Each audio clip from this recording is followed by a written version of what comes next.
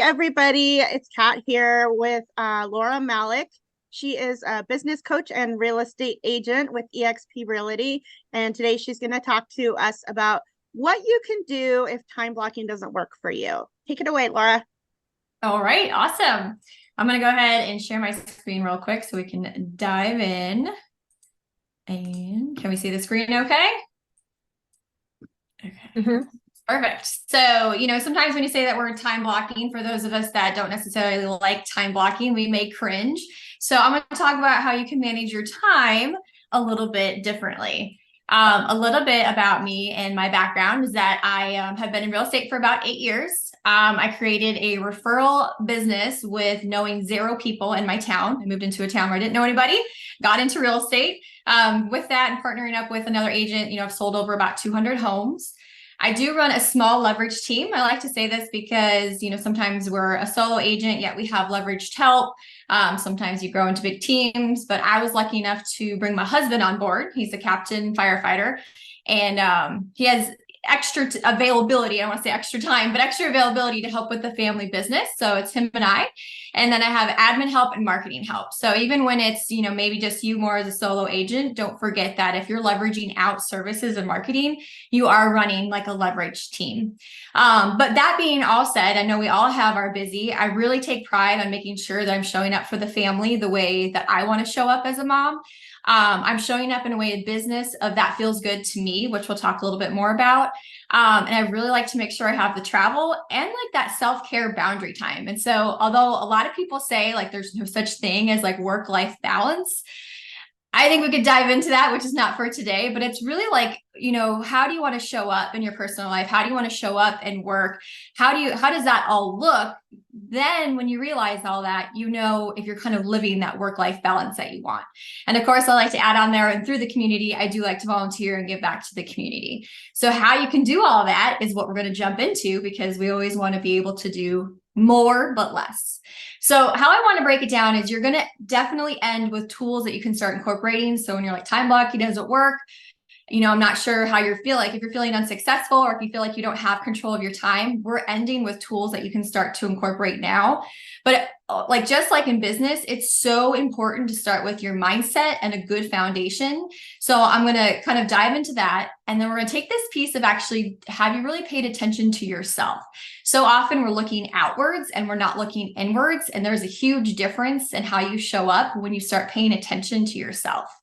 So then we'll talk about the clarity of the roadmap so that you can get into adding these tools because we're all a little bit different.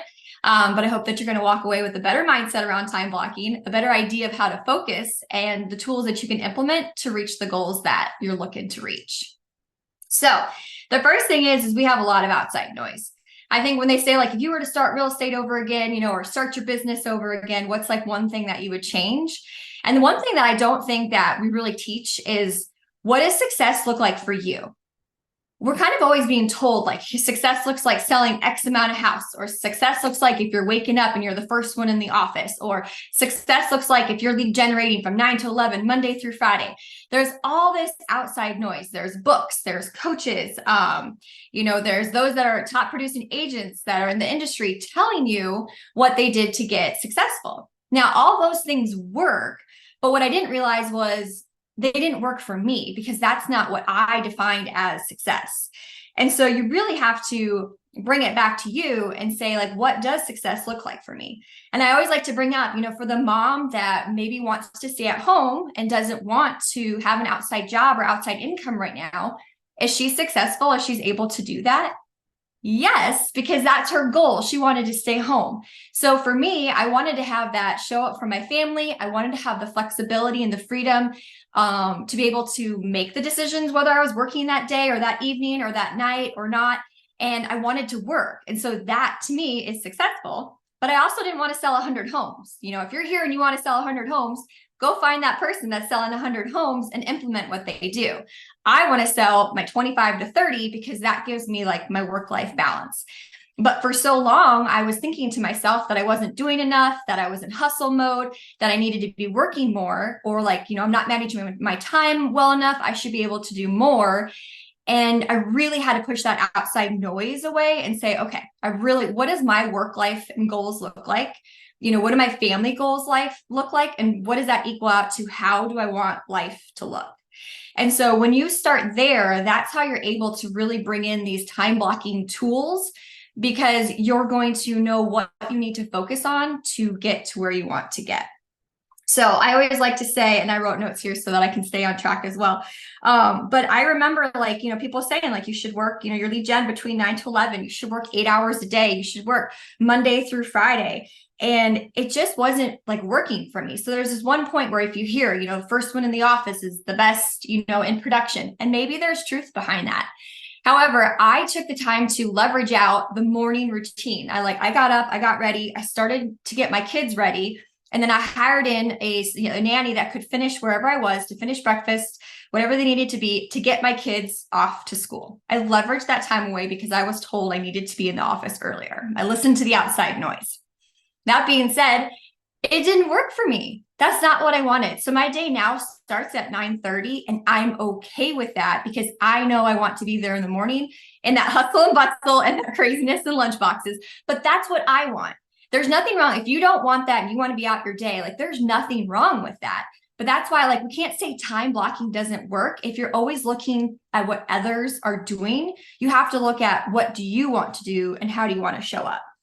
I also remember one other time I was in a coaching meeting actually with another coach who was coaching me, and it was a Wednesday in the summer, and I had an opportunity where I could have taken my daughter to a pool to meet with a friend. And I had it in my head that I had to work. This is what I'm supposed to do. I'm not successful if I'm not working. I'm lazy if I'm not putting in the effort.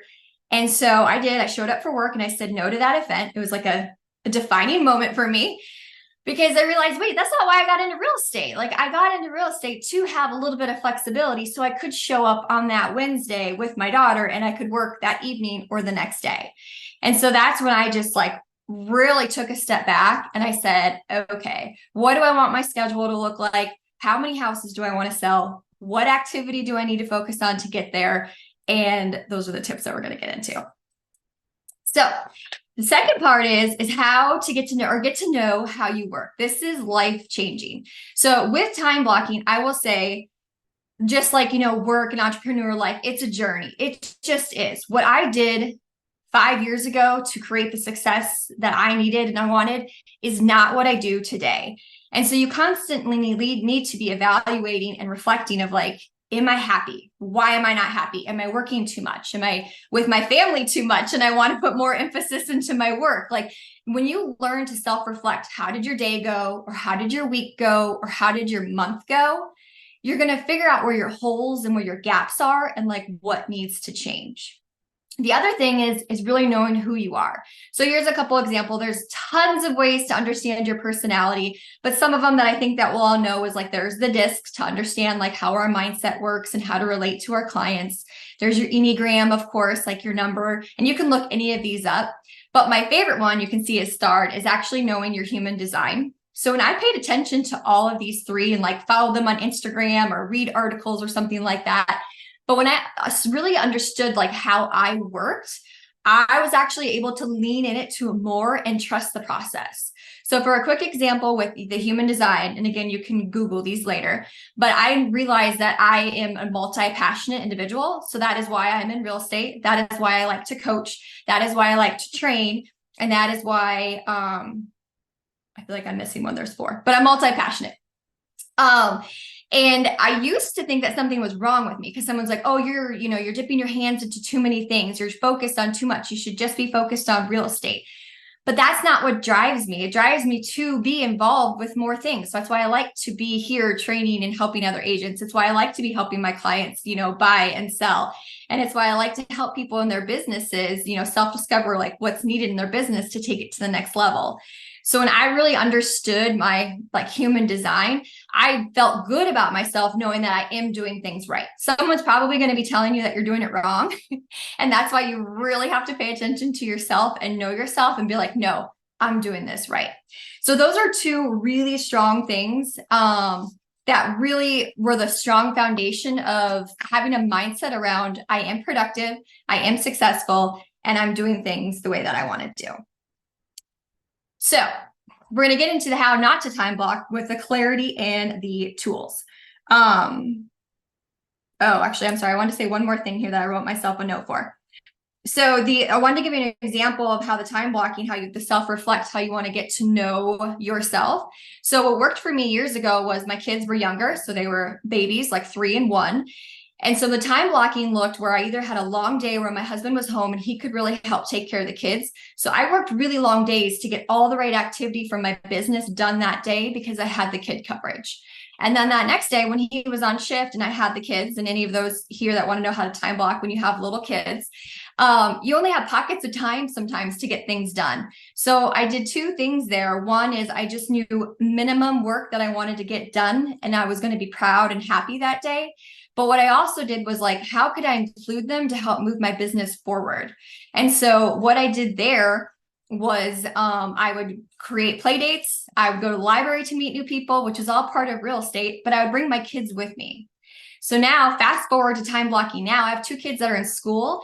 I am supposed to be working more of a day from like 9 to 3. And I'll just be honest here. It is a struggle for me.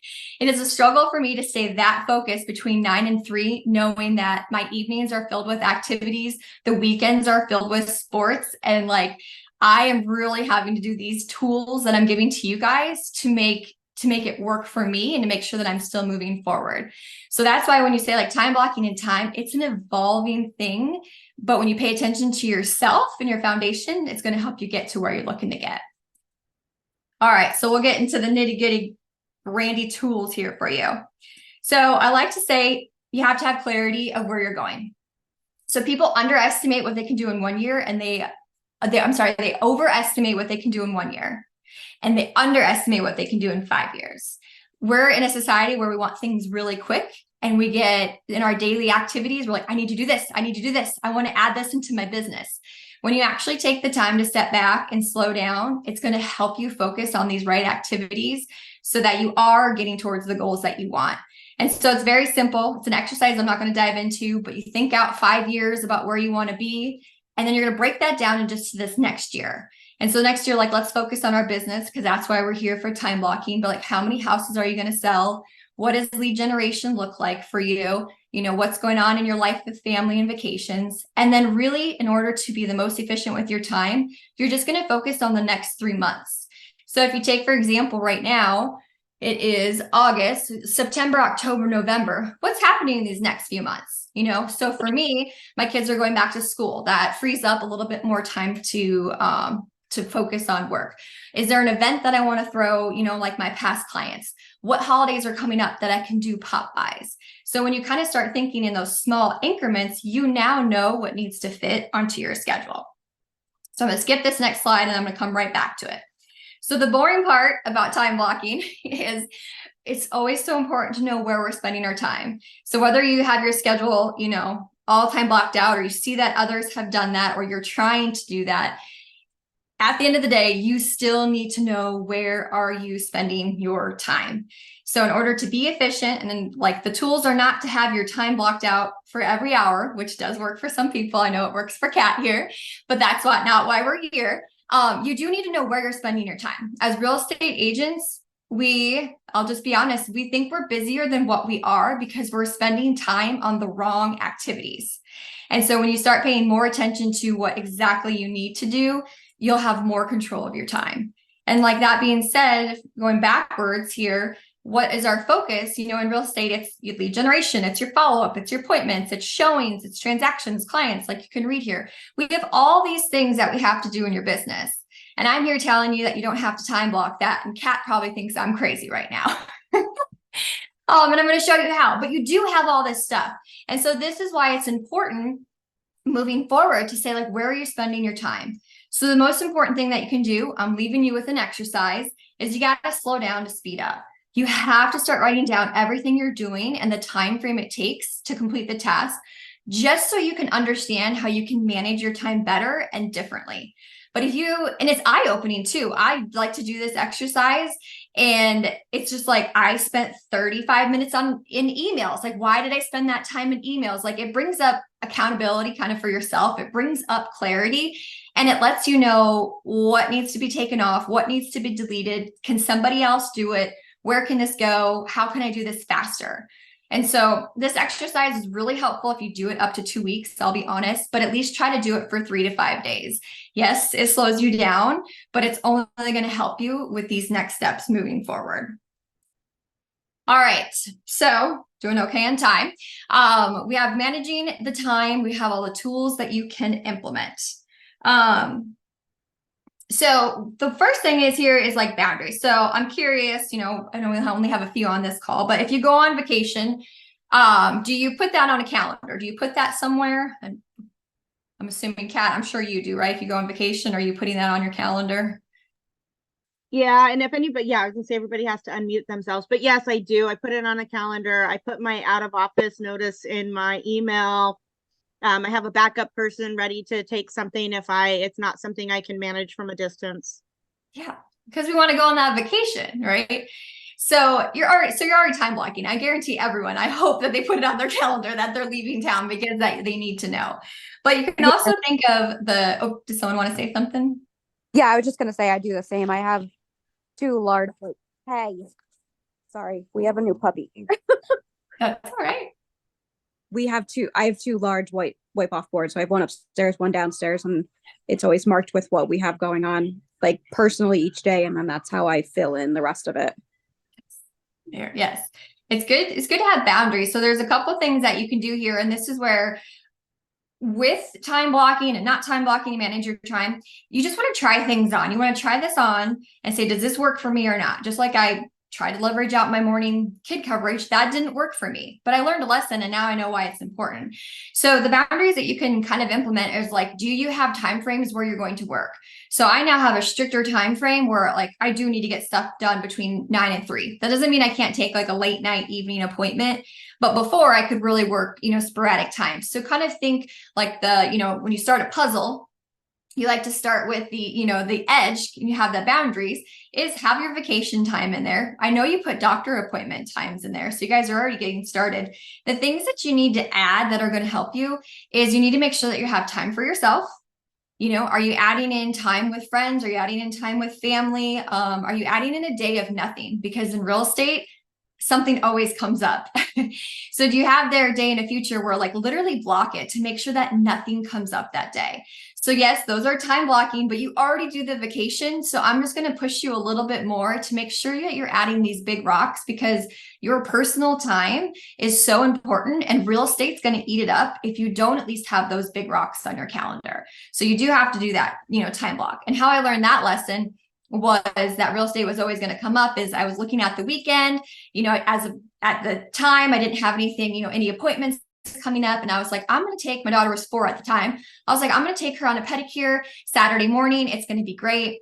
Well, Friday night happens. I got a call from Mr. Buyer. When does Mr. Buyer want to go see homes? Saturday morning. And I said, yes, I took that appointment. And I was like, and the reason why was because I only had it in my head that I was going to take her for a pedicure. I didn't make an appointment. I didn't put it on my calendar, and I didn't, tell her. So there's a lot of things that I did wrong, but it was like, I didn't have anything Saturday night or Sunday. Why didn't I offer a different time? Why did I take him the time window that I knew I could take my daughter to a pedicure? And so that's why you have to have these boundaries and these time blocks in. Otherwise, someone will always take your time.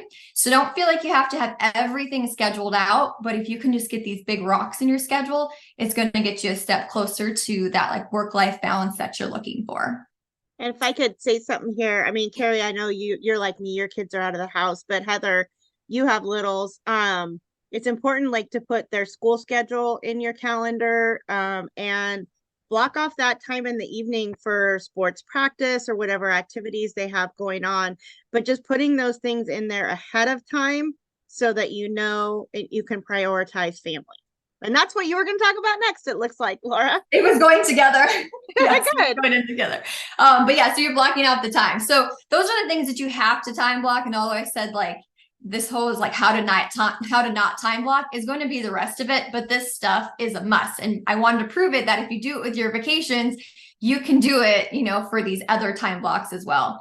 And the other thing that kind of go together with the boundaries and the block off time is I always like to say, look at your season of life. So you talked about how some are empty nesters, some have little kids, I have big kids, but always take into consideration, like, what can you give? And so like a perfect example of this was I really wanted to up my networking this last year. And it was what I wanted in my business. It was part of my business plan. I wanted to meet more people locally that were in the business field. And so I tried it on, and unfortunately, it did not work with the boundary that I had around my schedule with family because it required a lot of evenings. It took time off during the day when I actually needed that extra hour to get things done. And it's just not now thing. So even when something is important to you and you want it, like, that's why it's important to have the boundaries that I was like, this is interacting with the family time that's important to me. So I'm going to have to put this networking on pause when it can fit better in my life, because I just needed to show up a little bit differently at home. And so that's where it comes from, again, from that self-reflection. Like, are you paying attention to yourself so that you can kind of create that life that you're looking to live? So I'm sure everyone's heard of the 20%, but it's the most important thing in business, that 20% of the activity that you do produces 80% of your results. This 20% is how you can be productive. This is how you can hit your goals. And this is how you can do it without time blocking. So we all know when COVID hit in 2020, we know what that was like. But for me, it forced me to focus on just the 20%. At the time, I was like a productivity coach. So I was coaching 50 plus agents. I'm running my real estate business on my own and, doing all these other things, being busy, right? I'm so busy. And the kids are at home. I had to homeschool my daughter. I had to give up. Actually, I think I still continued coaching the agents for a little while, but I only had so much time for real estate. And so I was like, all right, I'm going to do the one thing that everybody always says to do, that says love on your sphere and reach out to your database. Now, it's a story for a different day, but I was always a secret agent, and I was always like kind of hosting the open houses or like door knocking and kind of looking for the other people who needed business versus my sphere. So this was like a complete change in my business model. But I was like, all right, if that's all I can do is to focus on my database, I will. So that's all I did during that time. I worked, so much less. I probably worked 3 to 4 hours a week, I want to say, and my business grew by 60% that year. Now, part of that was the market, because obviously then all of a sudden people were getting in with low interest rates and things like that. But a huge part was also because I was just focused on the right activity. I didn't allow all the other noise, the meetings, the lunches. Not saying you can't do all that, but we fill our time too much. So you really have to look at your business and look at your goals, which I know Kat's having a goal setting session, I think in October, I think it is. But it's really important to know, like, what is your 20% your business? This is how you move your business forward without time blocking. So like, I had it broken down into, what am I doing for lead generation? What am I doing for my database? And what am I doing for social media? Like, those were my 3 buckets. And then I have my 3 to 5 things that I do, and I know that's what needs to get done. So the more clarity you have on what's needed in your business, you can stay more focused on the right activity there. So going into a time hacking is time stacking. This is one of my favorites. So this is how it works for me. When someone told me to pull up my calendar and put every task, in there, or to do something daily, it does not work for me. If I can't do 2 minutes, I can't do the same thing every day. I just can't. I have tried. And so it doesn't work for me. That time stacking works much better for me. And so what this means is that I know on Monday and Tuesdays, I know that they're my better lead generation days, because by the end of the week, I don't want to make any more phone calls. I just want to work on follow-ups. And so if I'm in that activity, I would rather stay in that activity longer. It is that much harder for me to restart it. So it works for a lot of people. You kind of just have to know your personality. You can time stack in small ways. Like, time stacking can be reading, lead generation, and then I'm going to do my follow-up calls. That's still a form of time stacking. And maybe you can do that every day. But for me, my time stacking is really big chunks of time focused on one activity. And so I like to have, like, Mondays are my more admin days, where I want to do the admin. I want to do lead generation and work on any follow-ups. Like, I don't want to go on appointments.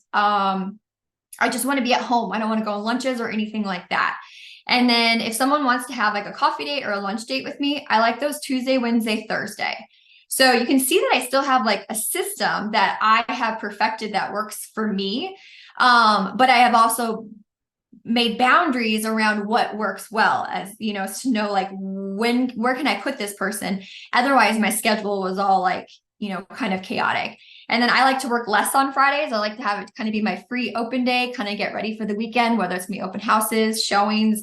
I don't like to have any kind of like coaching calls or appointments or anything like that. And so I really push the people into the days that work for me. So this, the one thing that you can try is like when you're in an activity, can you stay in it longer just to get it done so that you don't have to restart that activity? All right. So which kind of goes into staying within your flow. Now, this is really helpful going back to if you understand who you are, like my human design. I have a creative soul in me.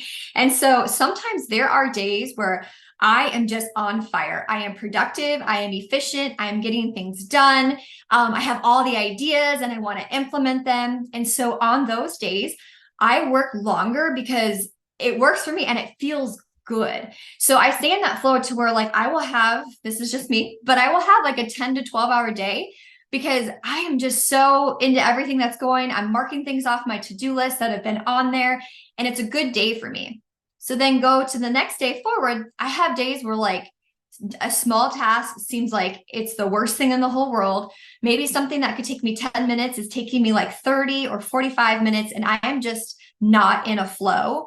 I actually like, since I know I'm being inefficient with my time, or if I'm like getting distracted by social media while pretending that I'm working, I just stop. I reset. I either reset for another day or I come back, within an hour or two. I don't try to push through of like, no, I need to be working now. I need, this needs to be done. Otherwise I'm not being productive. I honor if I'm like in a good flow or not. So that's another way that you can kind of pay attention to yourself and feel good. Like just because you took yesterday off doesn't mean that you're, not great at what you do. It doesn't mean that you're not productive. Like rest is okay.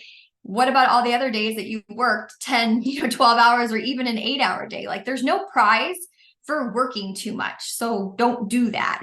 You want to work right. And then you want to have time for yourself as well. So of course, which leads to rest.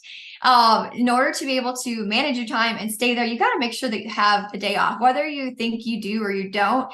Being real estate and being an entrepreneur, you need to make sure that you're trying to shut that brain off. So whether you want to have that boundary of trying to end your day, maybe you don't take phone calls after 8 p.m. Maybe you don't do as much on Sundays, but try to come up with something so that you make sure that you're not working all the time is another way to just protect yourself without time blocking. Otherwise, you'll just constantly be working and then you'll hit to burnout and then you'll need to reset and then you'll go and you'll feel great and things will be going and then you're going to hit burnout again. And so that's how it helps prevent that from happening. And I've been there, done that kind of person. This other trick is timers. So if you ever have a hard time either staying focused or maybe you don't want to do an activity or you have little kids that want your attention, or like for me, if I knew I had to get an activity done, but I'm just like not feeling the energy around it, it's just something so simple and so small. I love a small goal. So I'm like, okay, I want to go through, clean up my email really quick, which I know is kind of a time waste, but it makes me feel better if I clean it out. And then I know if I need to follow up with anybody or not. And I'm like, okay, let's see if I can do it in 15 minutes. And I literally will set a timer to do it, to keep me going. It motivates me, and then I get the task done. So don't be afraid of like making it fun for you and making like stopping yourself, because time, like if you don't put an end to when you need to get that activity done, it will take you longer, which is taking more of your time. And so that perfect example of going back of talking about the vacations, how you can always get everything done right before you go on vacation. It brings in a lot of these times. One, you set up a boundary and you blocked off your time. Two, you know exactly what needs to be done in order for you to go on the vacation, and you know what can wait, your 20%. hopefully you're kind of time stacking it. If you have to run an errand, grab this, grab cash, grab, your gas while you're out, but you create all that energy around it because you want to get in the car or on that plane ride, and you have that time's ticking, like time's not going to wait. So you're just creating that same kind of energy in your business, which will help to make sure that you're focused and that you're not spending too much time on an activity, but that you're also getting it done. And then my last two tips here this is one of my favorites. So actually I want to say for time blocking, I have it right here. If you haven't already, you'll want to read The One Thing. This goes in way more depth about blocking your time, about the 20%, the small things that I'm talking about. It's a really easy read and it's really life-changing. And they teach you to to not time block too, but you also don't want to have that to-do list, which can be when you're focused on the wrong activities. So I'm going to talk out of both sides of my mouth. So I do have a running to-do list. Now, for some personalities, they hate that. They want to mark all those tasks off. It gives them anxiety if they have a to-do list. They feel like they're not accomplished if it's not marked off. So I'm not sure if that's you or not. But if it is, you're going to have to work through that mindset of, let's think of the to-do list as more of a brain dump of things that need to be done. And you're going to incorporate these two tools that will help you get those activities done. So that being said, you have your next day. So look at your next day and say, what are 3 to 5 things that I want to get done tomorrow? And that's it. And so this is how it's different than time blocking. Time blocking has, I'm doing this from 9 to 10. I'm doing this from 11, to 12. I'm doing this from 1 to 3. Your step one is just to say, what are your 3 to 5 things that you have to get done? So maybe you need to do some lead generation. Maybe you want to touch up with some database. Maybe you have an email that you need to get out, transactions, that's up to you. But you have to look at it. What are the most important 3 to 5 things that you have to get done?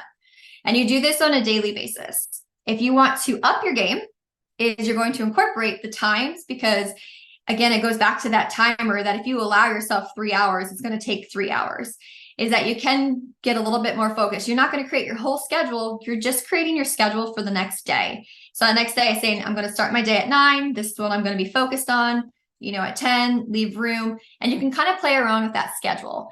So yeah, it is time blocking. But it's not where you have this beautiful color-coded calendar. It's something that you're working on daily, and it's a living, breathing schedule, but it makes sure that you're always moving forward. And what happens here through 3 to 5 is when you're on that day, you're going to get that new idea of what you want to do, of what you want to implement, or a new system, or a training's coming up, or, there's a showing, or, something always pops up.